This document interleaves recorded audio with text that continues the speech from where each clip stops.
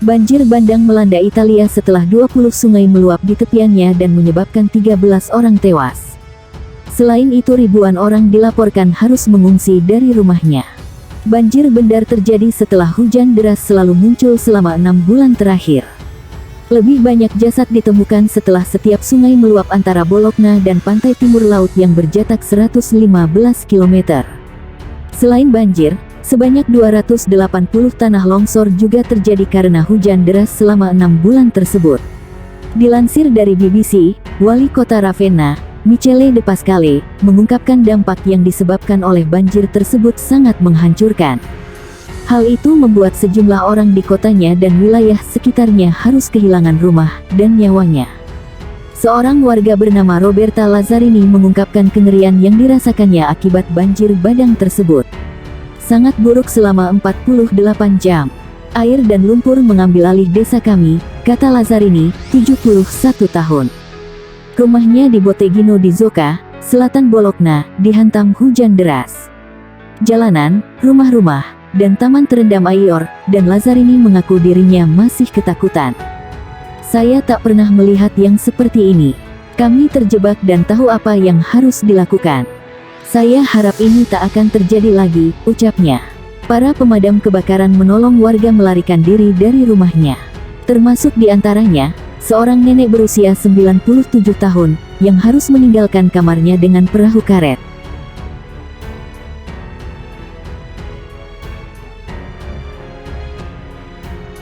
Banjir bandang terjang Kabupaten Gresik.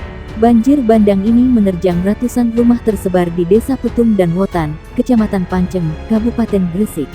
Ratusan rumah dan areal pertanian di Kabupaten Gresik, Jawa Timur diterjang banjir bandang, Rabu sore, tanggal 6 Juli tahun 2022. Hujan deras selama berjam-jam sejak Selasa malam, menyebabkan ketinggian air mencapai 50-60 cm. Banjir bandang ini menerjang ratusan rumah tersebar di Desa Petung dan Wotan, Kecamatan Panceng, Kabupaten Gresik. Salah satu penyebabnya, area waduk tidak mampu menampung air hujan hingga meluber ke pemukiman dan area pertanian. Ketinggian banjir sempat mencapai 1 meter di pemukiman warga. Namun hingga Rabu sore, ketinggian banjir semakin surut masih sekitar 50-60 cm, ujar Nurhadi, salah satu warga korban banjir. Tidak hanya rumah dan jalan raya terendam tapi juga masuk ke kandang sapi milik warga. Peternak dibantu petugas kepolisian terpaksa mengevakuasi beberapa ekor sapi kurban ke tempat lebih aman dari banjir. Beberapa ekor sapi milik peternak yang dievakuasi dari lokasi banjir sebenarnya dijual untuk persiapan Idul Adha. Petugas BPBD, Polsek Panceng dan TNI juga ikut membantu mengevakuasi mobil warga yang terperosok di lokasi banjir. Banjir bandang merendam 2 desa di Gresik. Banjir setinggi 60 cm merendam permukiman warga dan akses jalan, di Desa Petung dan Wotan, Kecamatan Panceng, Kabupaten Gresik. Warga dan petugas Babin Kamtipmas mengevakuasi puluhan ternak ke tempat aman.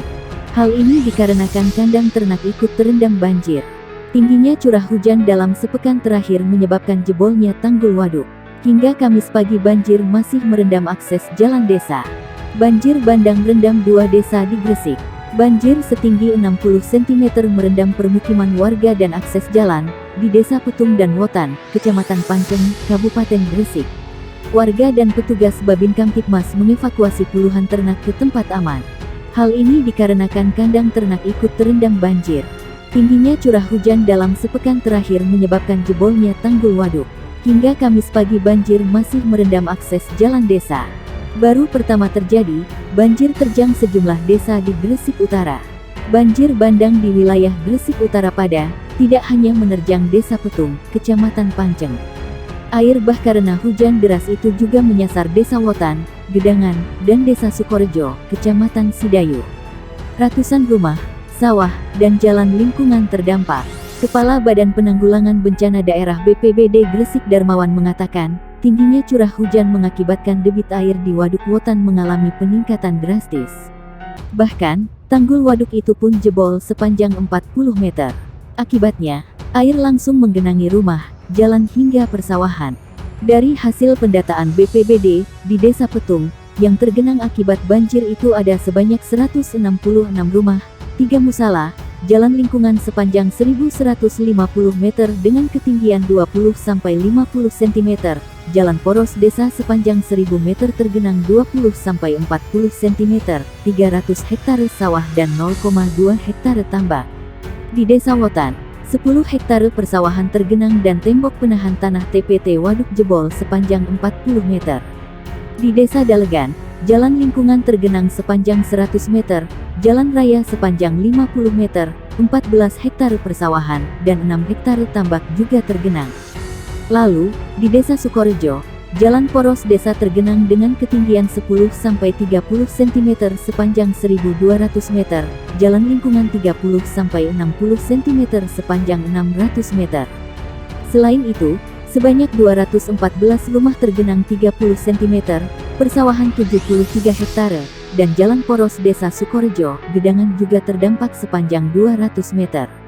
Adapun di Desa Gedangan, jalan lingkungan tergenang sepanjang 300 meter dengan tinggi 10-30 cm, 97 rumah warga tergenang 30 cm, dan 13 hektare sawah juga kebanjiran. Kami terus berkoordinasi dengan pemerintah kecamatan dan desa setempat. Selain itu, juga sudah menyiagakan personil dan perahu di lokasi banjir, ujarnya kepada wartawan. Banjir di kawasan tersebut terbilang mengejutkan. Betapa tidak, selama ini praktis tidak pernah ada banjir. Kabar banjir biasanya kerap terjadi di kecamatan-kecamatan yang di sepanjang aliran Kali Lamong dan Bengawan Solo. Beberapa waktu lalu, banjir rob dampak air laut pasang juga terjadi di sejumlah wilayah pesisir. Namun, untuk banjir di kawasan Petung, Wotan, Sukorejo, dan sekitarnya belum pernah terdengar. Maklum, lokasinya relatif jauh dari kali besar dan laut.